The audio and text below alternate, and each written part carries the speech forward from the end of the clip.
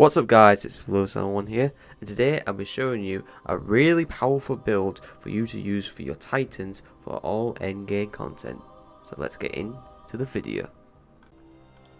Now, for this build, how it works is mainly the use of Heart of Immersed Light. Now, what this sword does is very good, as its perk Overflowing Light, using ability Grenade, Melee, Barricade, empowers the other two abilities. Empowered melee abilities have faster regen, melees and grenades do more damage, and barricades have more hit points, which is really crucial for this build, as we basically be using as many of those abilities as we can, as quickly as we can, whilst also pairing it with some mods with this build. Now, with this build, the main abilities and perks and aspects and fragments you'll be using as followed. The Super Thunder Crash. It's a really good super for mobility, getting to places, and does a lot of damage to single target areas, and good for crowd control. Now, this did say Barricade. With Striker Titans, they can actually swap the Barricade for Thruster, and this will still count of using your ability for Heart of Immersed Light.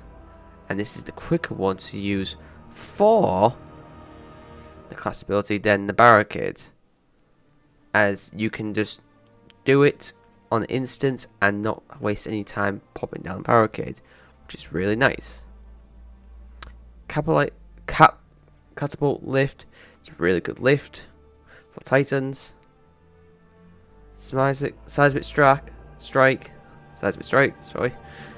is a really good one, and for melees. And then obviously when you amplify with this, it blinds blind radius as well, so it's good for damaging and also blinding targets in the area effect. Now, for the main component for this build is pulse grenades, as with last season storm grenades being the dominant force of the grenade meta, they've sort of took a step back, and pulse grenades now are arguably better than them, and they're really good for what they do, as they pump out a lot of damage for builds, so it's worth using pulse nades. For aspects, Touch of Thunder. Now, this is the reason why you'll be using pulse nades, as with this, your pulse grenades create ionic traces periodically as it damages targets and increases its damage over time, which is really nice. And also, ionic traces is a bolt of pure energy that travels along the ground seeking towards you, which obviously when you damage your targets, it'll come towards you. When you pick this up, grant ability energy, which is really nice, and especially if you hit a crowd of enemies, it's really good as well. And Knockout. When you're critically wounded a target or breaking their shields, infuses your melee attack with arc energy, increases your melee range, damage for a short time. This is just a good one, as it's better than Juggernaut, should I say, as it's really meaningful for having 2 extra fragment slots rather than having 3, and you need 4 for this build. Now, for fragments, the first one you would need is Spark or Beacons. While you amplified your arc special weapons, Final Bloods, great blinding explosives, which is really nice for these builds. You can also use Spark of Ions, which is defeat the controlled target, creates an ionic trace. So realistically, you can use any of those fragments for this build.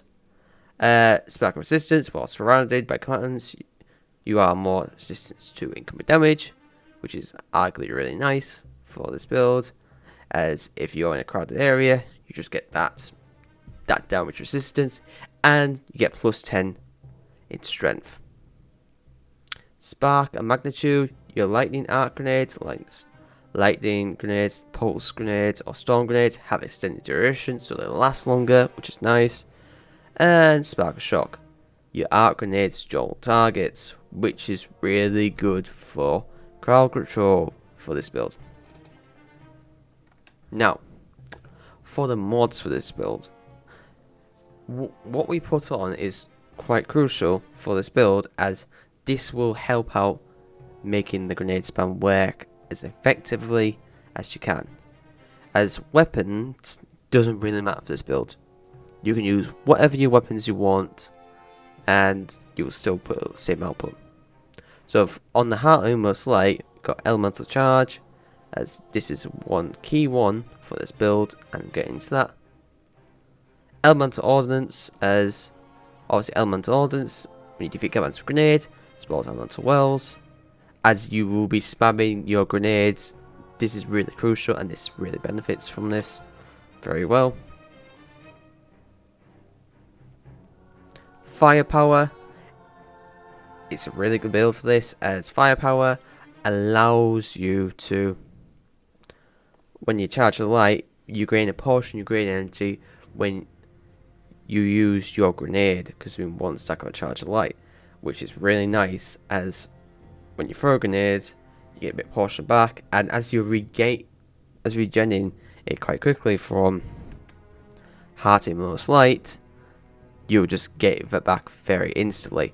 And obviously on the class item, we've got an other firepower, which is really good, as you will need it for that, as well as having two will buff the effects of how much grenade energy you get back from when you consume your charge of light. So the more the better, as 2 gives you 30% and then 3 gives you more, so it's worth doing that. And then Bomber, reduce grenade cooldown while using your class ability, as it's just a dodge, then you just get it back very quickly. And you can have a third one here to increase the effects for firepower, but if you're doing GMs, all that sort of stuff, you might want to reserve this for all of your armor mods, for your anti-barriers, your overloads, your unstoppables. So those ones you might want to reserve for that. So you can have 3, but if you want like the overloads, anti-barrier, unstoppable mods, it is more feasible to have 2 and then to leave this slot for those mods. So yeah, as you can see, this build is quite nuts, and how fast you regen everything, basically. So if you like this video, please like and subscribe, as it does help out on the channel, and comment below if you've got any other ideas on what build videos I should make next. But for now, thank you guys for watching, and see you guys later.